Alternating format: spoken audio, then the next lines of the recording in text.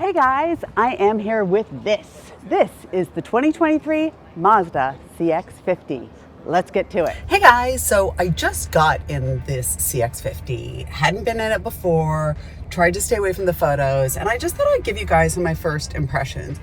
First of all, it does feel very luxurious. Of course, I'm driving the fanciest trim because that's what automakers do. They put you in the nicest trim, which is fair. That's what I would do too. But it does feel very luxurious. Look at the stitching on the dash. The steering wheel is very well executed. Everything in this feels really swank. I'm really interested to drive this car because it is supposed to feel a little different. We just had a whole conversation with the engineers about how it's been engineered to handle turns better and off-road and all the different modes. So I'm going to get into those and give you all the information. Let's get to it. So the whole idea with the CX-50 is that it's a CX-5 that's a little bit more off-road ready.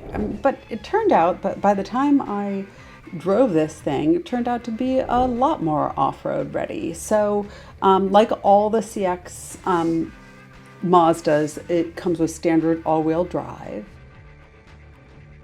Well, that was fun. When I think of taking SUVs off-road, I think Jeep, I think Land Rover. I don't know, there are lots of brands I think of, but Mazda is not one of them. But now I think they've just changed that with this rough and powerful CX-50. Wow, that was just incredibly shocking. There were all these moments where I'd be on the really, really steep incline so much all I saw was sky, and I would just turn on the little camera and cross my fingers and go, and it took really great care of me. So anyway, it's got this off-road mode that's very intuitive, very simple. You don't have to press any button for like gravel or like wetness or anything like that, which is really, really nice.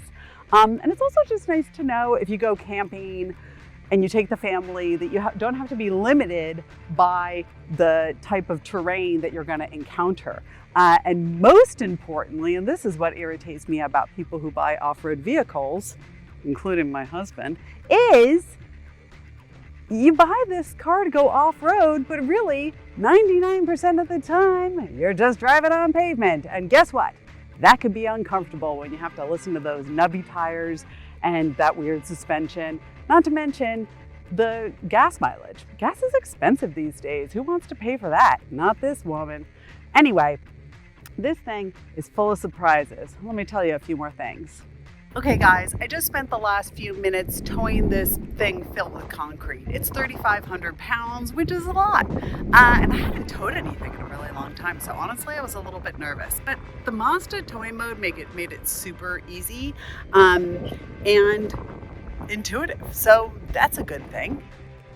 As I said at the beginning, the CX-50's interior is beautifully executed. It feels way more luxurious than it should, and the moonroof is wonderful. All of the pockets and stuff are really well thought through, and it's got that really nice deep storage area in the back. That's really nice.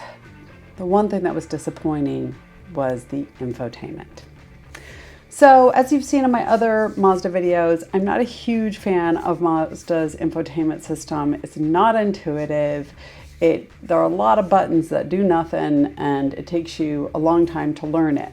But if you're already familiar with Mazda's infotainment system, you'll love this car because you've already gone through the learning curve, so that's great. If you're new to it, maybe this won't bother you. Maybe you'll just plug in and go with CarPlay and you'll be fine. I don't know, but it's not the best out there. But for a car that's really great, it's a small price to pay. The CX-50 is actually designed specifically for the US market, and it will be manufactured in Huntsville, Alabama, which is pretty great. It's in a factory that's a joint venture between Mazda and Toyota. One thing that's great about the CX-50 is the iActive safety technology is standard on every trim, which is great. And so that gives you lane departure warning, lane keep assist, blind spot monitoring, rear cross, traffic alert, all that stuff. Radar cruise control with stop and go. I used it on the freeway because I got stuck in a lot of traffic. And actually it was really kind of wonderful. So that was really great. There are some upgrades in the additional trims that you can get if you want more advanced safety. The CX-50 will come in two different engines. One is the 2.5S and the other one is the turbocharged engine. So the lowest trim is the 2.5S, and that will have an MSRP of $26,800. And the highest price trim that's not a limited edition is the 2.5 Turbo Premium Plus, and that maxes out around $41,500. There will be a Meridian edition, which is sort of their big off-road fancy one. That'll be a limited edition outdoor vehicle that they'll introduce a little later on. But until then, this is a nice option for people looking for a $30,000 SUV that goes off-road. So there you have it, the 2023 Mazda CX-50. Please let me know what you think in the comments, and don't forget to push that subscribe button. Thanks.